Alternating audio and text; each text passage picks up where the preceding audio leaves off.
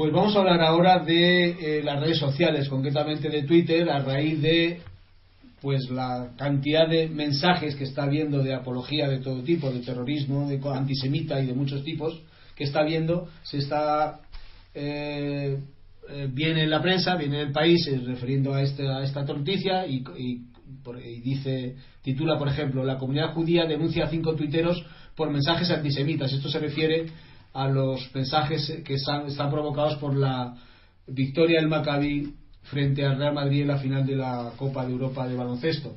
Esto también está unido a que el gobierno pide apoyo a la Fiscalía, que le recomienda que actúe caso a caso en Twitter, y se refiere esto a los Twitter que ha habido en contra, mejor dicho, de apología de asesinato en relación al asesinato que hubo hace unos días de la política de León, de la ciudad de León, de Isabel Carrasco, creo que se llamaba. Carrasco, sí. Entonces, y hay un artículo de Joan Queralt en en El País, que habla de los tweets del odio. Y dice este señor, la bajeza moral que destila los mensajes no alcanza la entidad suficiente para ser constitutiva del delito. Lo decisivo es la provocación de la violencia, que sí será delictiva contra las personas y las cosas. Ha habido también, por ejemplo, en El Mundo también habla de este tema, y dice que hay una cumbre entre gobierno y fiscalía contra los abusos en las redes. Interior y Justicia y los fiscales entienden que hay herramientas en el Código Penal.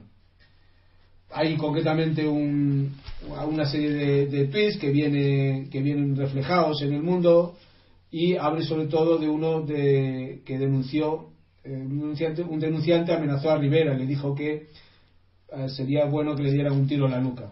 En fin, ¿Cómo? Rivera. Sí, al de Ciudadanos, sí, a Albert Rivera.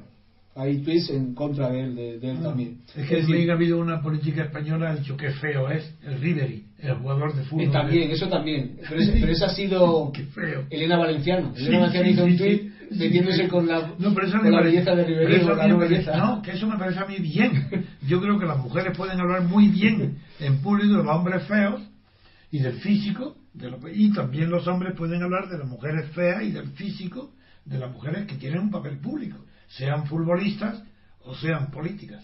Sí, bueno, o sea, aunque en el caso de los hombres, claro, el fútbol es una habilidad de las piernas y los políticos sea una habilidad de la cabeza, pero en fin, yo creo que está bien. A mí me gusta que la gente hable con libertad, sí, de la apariencia física, porque la fisionomía, la belleza y la fealdad de las caras denotan muchísimo sobre la psicología del individuo, porque la belleza al fin y al cabo es un problema de simetría. Ni al fin y al cabo, toda belleza es una expresión de simetría. Todos los animales que tienen una simetría mayor en la cara son los que más nos atraen, y en las personas pasa lo mismo. Entonces, ¿cómo no vamos a hablar de la belleza de los políticos o de las políticas si es un síntoma del alma?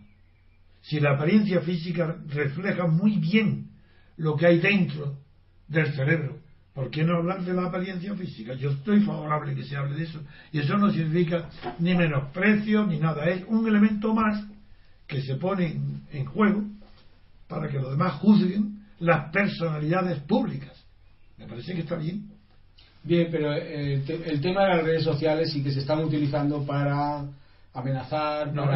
Esa es la cuestión de que estamos. Pues bien, podemos ya comentar. Sí, yo creo que ya está todo. Hay que las noticias que tú has separado bien, porque están unidas, no en las mismas páginas de los periódicos, yo las voy a separar. Una cosa es el antisemitismo, asunto que en Europa existe desde la Edad Media, pero muy, muy, muy, muy profunda y muy lejana, y que ha inspirado obras inmortales de la literatura, y obras inmortales y gestas políticas inmorales como jamás ha conocido la humanidad, como es el Holocausto. El antisemitismo es un fenómeno político, fundamentalmente político, donde está bien para Sartre, que hizo un estudio no demasiado profundo ni muy original, pero en fin, muy decente, sobre el antisemitismo. Lo descubrió en el miedo que produce la idiosincrasia de un pueblo que tiene una religión distinta y que vive aislado dentro de otras comunidades más amplias, pero sobre todo porque es fantástico tener siempre una cabeza de turco a la mano. Entonces, para Sartre, el pueblo judío es condenado porque ha sido elegido de cabeza de turco en todos los tiempos. Lo que le falta a la reflexión de Sartre es por qué es pueblo judío y no otros. Yo no hablaré ahora del antisemitismo. Bastante fuerza tienen mis argumentos, mi pasión para luchar contra todas las manifestaciones de antisemitismo, porque es más, he llegado a decir que después del Holocausto la humanidad ha cambiado de signo. No se puede ver de la misma manera, ni juzgar la política de la misma manera antes que después de Hitler. Después de Hitler sabemos de lo que es capaz la civilización y la cultura. El pueblo más elevado, más sensible al arte, a la cultura, a la música, a la filosofía, ese pueblo, el 90% de ese pueblo apoya el Holocausto. Después de eso, ¿cómo va a verse la humanidad de la misma manera? En fin, ese no es el tema. El tema, sí, es un tema permanente, pero no es un tema capaz de ser unido para el análisis político con el fenómeno moderno, actual, que antes no podía existir porque no existían los Twitter de Internet, que permite refugiarse en el anonimato, no para insultar ya a la gente que escribe, a los escritores, a los personajes públicos. Eso, bueno, eso es inevitable y tampoco es grave. No, la novedad es que se utiliza el anonimato en Twitter para alabar, para desear, para aumentar la antipatía, el odio, se llama el título, el tweet del odio, el comentario que ha hecho Baldo en el periódico, el título es los tweets del odio, pero yo creo que no es más, que no se trata del odio. Aquí es otra cosa, aquí es la impotencia. Es la impotencia del débil, del anónimo, del desconocido, del fracasado, del que nunca va a ser nada y que no es nada ni es nadie, que tiene la oportunidad de que a un personaje conocido le peguen 2 tiros y le diga, hombre, ¿y por qué no te han pegado 3? Si tenías merecidas 3. Pero hay que analizar bien y conocer profundamente la psicología humana para saber enfrentarse con estos hechos. Es ridículo la importancia que se le está dando, porque son expresiones que duran un segundo, un minuto. Al segundo que llega la noticia, escriben, uy, 20 tiros en la barriga, como se le atribuía a los sucesos de Cádiz en la República. Hazaña a la Guardia Civil. No, eso es demasiado exagerado. Hay que comprender que las reacciones espontáneas de alegría por el mal ajeno forman parte de la definición de la envidia. La tristeza ante el bien ajeno, como la alegría del mal ajeno, son definiciones clásicas en la psicología de la envidia. Aquí que se alegran, hay gente que se alegra que maten a los políticos. Bueno, ¿y qué? ¿Es que acaso el magnicidio era desconocido en la antigüedad o es una cosa nueva? ¿Acaso el magnicidio no estaba apoyado, alabado y daba alegría a miles de personas en el mundo? Pero no podían expresarlo como ahora. Ahora lo expresan ¿y qué? ¿Qué importancia tiene? ¿Cómo darle importancia a eso? ¿A qué se le teme? Que por el hecho de que unos locos fracasados, insignificantes, sin la menor personalidad, que no pueden aspirar a nada en el mundo. ¿Por qué? ¿Por qué asustar? Por creer que las palabras de esos hombres o mujeres o niños deseando el mal a los políticos es tan peligroso que eso puede ser una incitación a la violencia, que eso puede ser denominado apología del delito. Pero la apología del delito depende de quién la haga,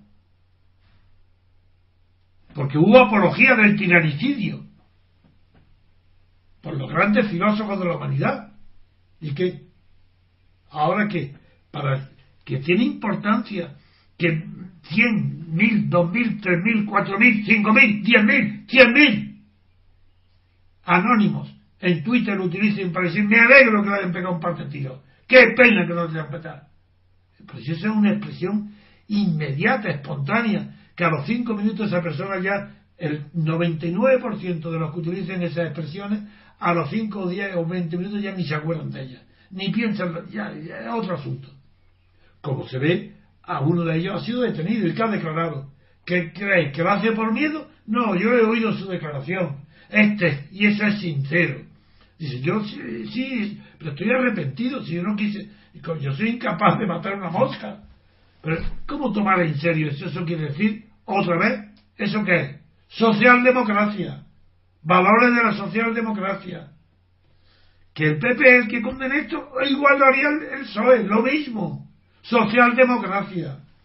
Esos son los valores falsos de la socialdemocracia. Yo no condeno de ninguna manera a ninguna persona que ha cometido un crimen contra una figura política ponga espontáneamente me alegro. Bueno, ¿y qué? ¿Y qué pasa con que se alegre? Pero, ¿causa daño a alguien? A nadie. A él mismo. Porque que se le cause a él mismo. Hay que saber despreciar, ignorar aquello que es bajo. Y esto es tan bajo que no merece la pena ni siquiera este comentario que estoy haciendo. Es que me da vergüenza que yo esté hablando de esto, dándole importancia a que unos pobres chicos que con un complejo de inferioridad tremendo se desahoguen en el anonimato escribiendo insultos en internet. Bah, por Dios. Al contrario, qué maravilla. Que insulten. De esa manera no dispararán, no cometerán. Que hagan insultos. Que de palabra cometan todos los insultos que quieran. Anónimamente, sí, eso carece de importancia grave como para ser objeto de legislación y de preocupación. De eso se ocupan y le dan valor los socialdemócratas, que es la derecha y la izquierda falsa.